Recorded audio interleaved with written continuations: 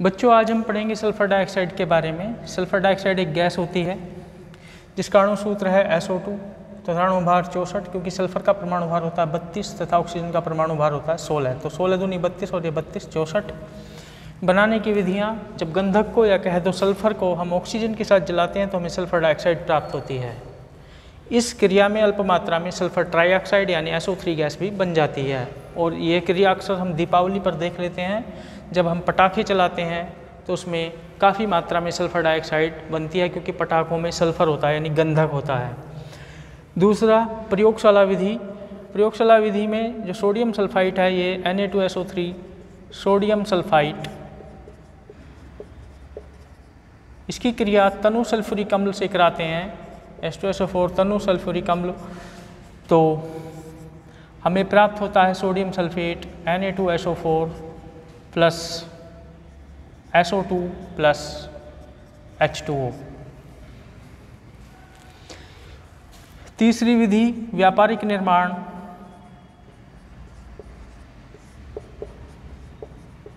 व्यापारिक निर्माण या कह दो औद्योगिक निर्माण। जब अधिक मात्रा में हमें सल्फर डाइऑक्साइड प्राप्त करनी हो तो उस विधि को हम कहते हैं औद्योगिक निर्माण या व्यापारिक निर्माण। इस विधि में हम सल्फर डाइऑक्साइड कैसे प्राप्त करेंगे? यहाँ पे जितने भी सल्फाइड अयस्क हैं, जैसे आयरन सल्फाइड या copper pyrite, Cu, Fe, H2O copper pyrite, ये जिंक प्लेंडी, ZnS, जब इनसे हम धातुओं को प्राप्त करते हैं इनकी, तो इन धातुओं के निष्कर्षण में जब हम भर्जन क्रिया कराते हैं तो भर्जन में हम ऑक्सीजन के साथ अयस्क को जलाते हैं तो उसमें सल्फर जो है सल्फर डाइऑक्साइड के रूप में निकलती है। उस सल्फर डाइऑक्साइड को हम इकट्ठा कर लेते हैं और वो ज़्यादा मात्रा में हमें प्राप्त होती है, जिसका उपयोग हम विभिन्न कार्यों के लिए कर सकते हैं। तो ये जो सल्फर डाइऑक्साइड का स्टोरेज हम करते हैं, इसको द्रव रूप में इकट्ठा करके करते हैं। द्रव रूप में मतलब सिलेंडरों में इसको संघनित करके भर लेते हैं, जैसे LPG और CNG भरी जाती है। भौतिक गुण,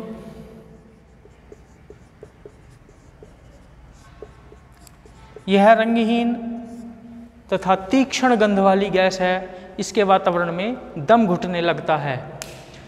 इसमें जो गंध आती है, जैसे पटाखे जलाते समय गंध आती है, जिसको हम कहते हैं गंधक की, जलते हुए गंधक की गंध, वही गंध इसकी होती है, क्योंकि वहाँ भी सल्फर डाइऑक्साइड वो निकलती है।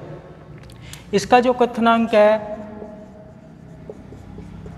क्वथनांक -10 डिग्री सेल्सियस है। यानी यदि इसको -10 डिग्री सेल्सियस तक इसको हम ठंडा कर दें तो ये द्रव में बदल जाते हैं, यानी बहुत आसानी से इसको द्रव में बदला जा सकता है। रासायनिक गुण,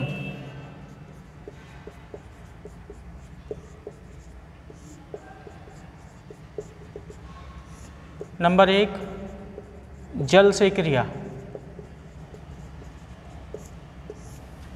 जब सल्फर डाइऑक्साइड की क्रिया हम जल से कराते हैं तो ये जल में घुल करके सल्फ्यूरस अम्ल बनाती है, और ये सल्फ्यूरस अम्ल केवल हमें जल में ही मिलता है। वैसे इसको शुद्ध रूप में प्राप्त नहीं किया जा सकता, केवल जल के साथ क्रिया करके जो अम्ल यहाँ पे मिलता है इसको हम सल्फ्यूरस अम्ल कहते हैं।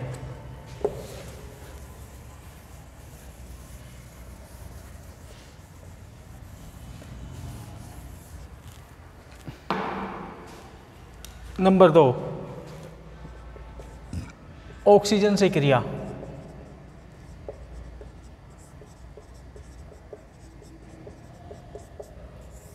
जब सल्फर डाइऑक्साइड की क्रिया ऑक्सीजन से कराते हैं तो प्लेटिनम उत्प्रेरक या वेनेडियम पेंटाऑक्साइड उत्प्रेरक की उपस्थिति में यह सल्फर ट्राइऑक्साइड गैस में बदल जाती है।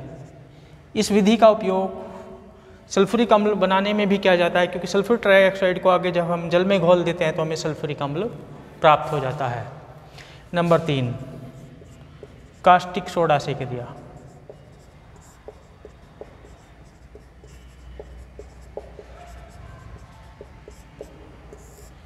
जब सल्फर डाइऑक्साइड की क्रिया कास्टिक सोडा से कराते हैं तो हमें प्राप्त होता है Na2SO3 प्लस H2O। ये है सोडियम सल्फाइड।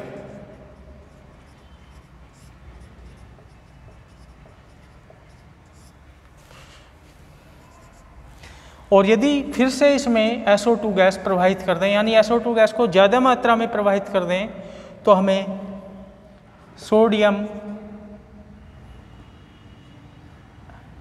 NaHSO3 सोडियम बाईसल्फाइड प्राप्त होता है। इसको कहते हैं सोडियम बाईसल्फाइड। एक तरह से ये मॉलिक्यूल और ये मॉलिक्यूल और ये मॉलिक्यूल जुड़ जाते हैं और हमें ये प्राप्त होता है सोडियम बाईसल्फाइड।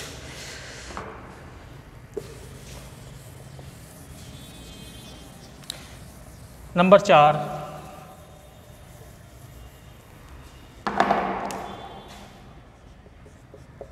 क्लोरीन से क्रिया।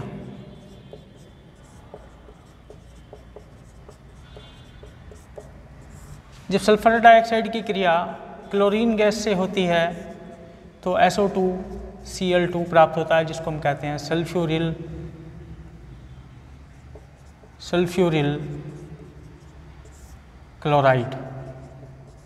और इस क्रिया का उपयोग क्लोरीन को सोखने के लिए किया जाता है। किसी भी जगह से यदि क्लोरीन को अवशोषित करना हो तो इस क्रिया का उपयोग किया जाता है, और इसको हम कहते हैं एंटी क्लोर। यहाँ पे सल्फर डाइऑक्साइड को हम यहाँ पे एंटी क्लोर कहते हैं जब ये क्लोरीन को सोखता है, तो इसका उपयोग सल्फर डाइऑक्साइड का एंटी क्लोर के रूप में किया जाता है, यानी क्लोरीन को सोखने में किया जाता है। नंबर 5, विरंजक गुण।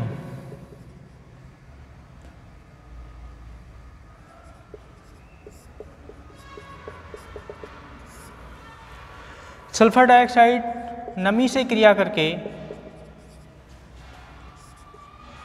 सल्फ्यूरिक अम्ल तथा नवजात हाइड्रोजन भी बनाती है।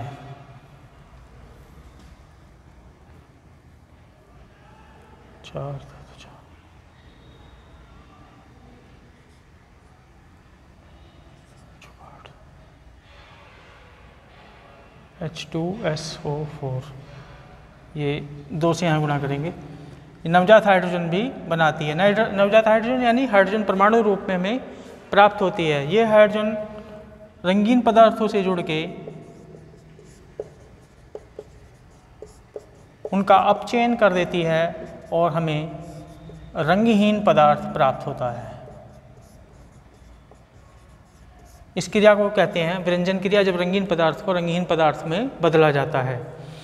परंतु यह क्रिया अस्थायी होती है। रंगहीन पदार्थ पुनः वायुमंडल की ऑक्सीजन से क्रिया करके रंगीन पदार्थ में बदल जाते हैं, अपने रंग को पुनः प्राप्त कर लेते हैं।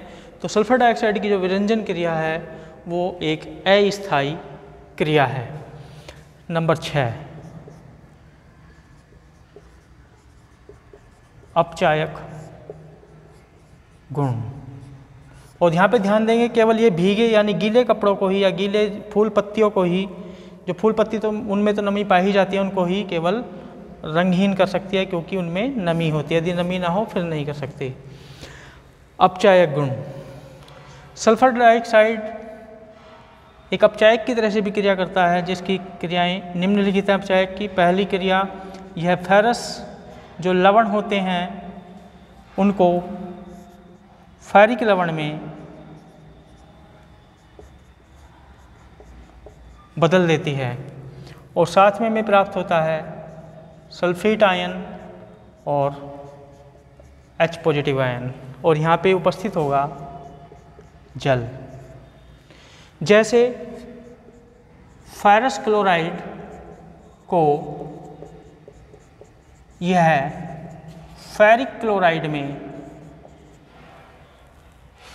उल्टा लिख दिया मैंने, यहाँ पे ये ऑक्सीकरण लिख दिया। फेरिक आयनों को फेरस आयनों में अपचयित कर देती है। फेरिक आयन है और ये फेरस आयन है। जब आवेश ज़्यादा हो प्लस में तो उसको बोलते हैं इक, और जब कम हो तो वहाँ पे अस लगता है। तो फेरिक आयनों को फेरस आयनों में अपचयित कर देती है। अपचयन कब होता है? जब धन आवेश कम हो, यानी इलेक्ट्रॉन प्रवेश कर जाए तो उसको अपचयन बोलते हैं। तो यहाँ फेरिक क्लोराइड को ये फेरस क्लोराइड में अपचयित कर देती है। साथ में बनता है H2SO4 प्लस HCl।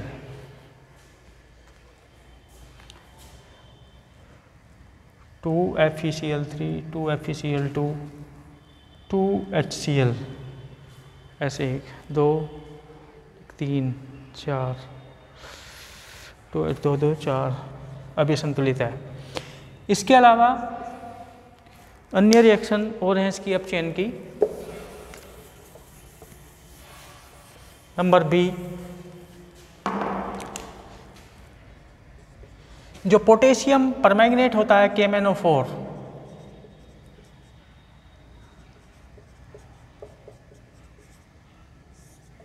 सल्फ्यूरिक अम्ल की उपस्थिति में, सल्फ्यूरिक अम्ल यहाँ पे उत्प्रेरक का कार्य करता है। ये K2SO4, MnSO4 और H2O यहाँ पे हमें प्राप्त होता है। यानी पोटेशियम परमैंगनेट को MnSO4 में अपचेत कर देती है। यहाँ पे +7 ऑक्सीकरण अवस्था होती है, यहाँ पे +2 होती है। ये गुलाबी रंग का होता है पोटेशियम परमैंगनेट और ये रंगहीन होता है। तो इस क्रिया का उपयोग सल्फर डाइऑक्साइड की उपस्थिति का पता लगाने के लिए भी किया जाता है कि किसी जगह पर सल्फर डाइऑक्साइड है या नहीं। यदि हम वहाँ पे हम KMnO4 का विलयन लेकर के आएँ सल्फ्यूरिक अम्ल की उपस्थिति में, तो वो विलयन रंगहीन हो जाएगा यदि वहाँ पे सल्फर डाइऑक्साइड उपस्थित है, अन्यथा नहीं होगा। Number C, potassium dichromate K2Cr2O7 का H2SO4 भी अम्लीय होगा, ये K2Cr2O7। तो ये इसका अपचयन क्रोमिक सल्फेट में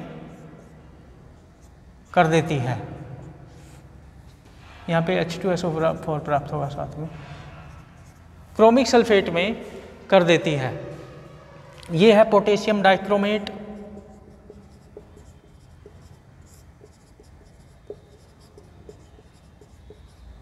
ये होता है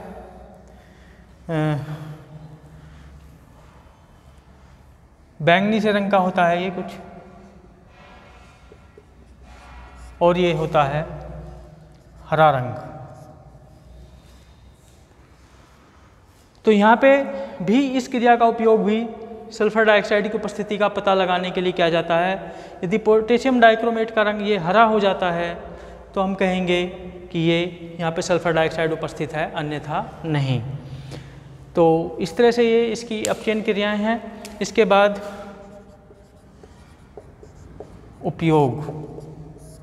उपयोग में मैंने बताया था, एक तो एंटी क्लोर के रूप में, यानी क्लोरीन हटाने के लिए इसका उपयोग किया जाता है। दूसरा उपयोग विरंजक के अस्थायी विरंजन क्रिया के लिए इसका उपयोग हम कर सकते हैं। तीसरा उपयोग जो द्रव रूप में सल्फर डाइऑक्साइड इकट्ठा करते हैं उसका उपयोग विलायक के रूप में हम करते हैं। और नंबर 4, इसका उपयोग जो है पेट्रोलियम पदार्थ या जो शर्करा होती है, चीनी होती है, उसके शोधन में भी किया जाता है। इसके अलावा इसका उपयोग कीटाणुनाशक के रूप में भी और प्रिजर्वेटिव के रूप में भी किया जाता है।